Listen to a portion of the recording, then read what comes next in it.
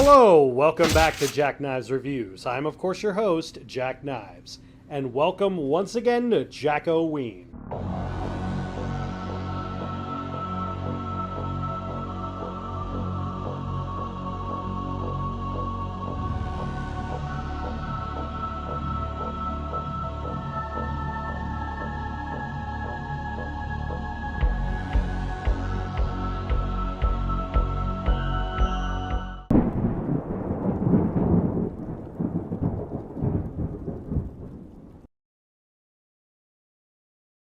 For this second week, I decided to start off with a different type of classic, specifically in the vampire genre. So let's talk about Fright Night. Fright Night.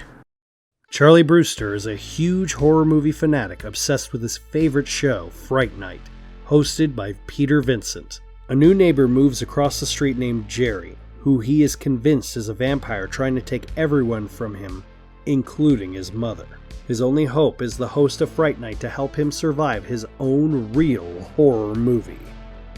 So as discussed in previous JACK-O-WEENs, I said that there were three distinct vampire films that came out in the 80s that kind of changed the subgenre of vampire films forever. The first was Lost Boys, second was Near Dark, and the third was this film, Fright Night. Taking the campy element that was the horror genre and kind of flipping it into a kind of meta-criticism commentary on it. And due to that fact, you can look at films like Scream, where they kind of subvert the genre and kind of poke fun at itself. Charlie Brewster is kind of a representation of the horror fanatic that we all are. We enjoy horror movies and getting in the right mood and, sitting in front of our TVs or computer screens and enjoying the films that we like. And Fright Night plays a lot into that, but it also plays into the concept of hero worship, with Charlie's relationship with Peter Vincent, the vampire slayer / horror host that he watches constantly. But the part that people don't talk about Fright Night enough is the whole concept of basically putting faith in your belief of who a person is and then being disappointed only to find out that they're not just the person that you want them to be, but they're exactly who you idolize them to be. But all of that aside, it's just a great fun vampire flick. The effects still hold up to this very day.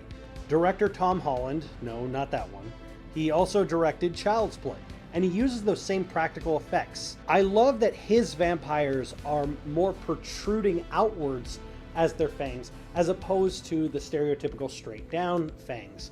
I also love that, for example, Charlie's ex-girlfriend has her face just contorted and twisted when she fully gives into her vampirism, as seen on the poster in the sky.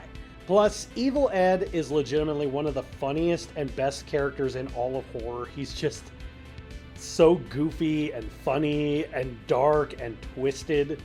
I love it so much. It does take a bit to get going, but once it gets going, it's really, really good. I also want to give a shout out to Fright Night Part 2, because a lot of people always talk about Fright Night, but very few talk about Fright Night Part 2, which takes the same concept but kind of flips it in reverse in that way, where it's Peter Vincent trying to convince Charlie the other way around. Although unfortunately Fright Night Part 2 is still out of print. But either way, both of them are a great double feature, and Fright Night is still an all-time cult classic that you should watch. If you really want a good fun time to watch, definitely check it out. Come back next time for another horror review in JACK-O-WEEN.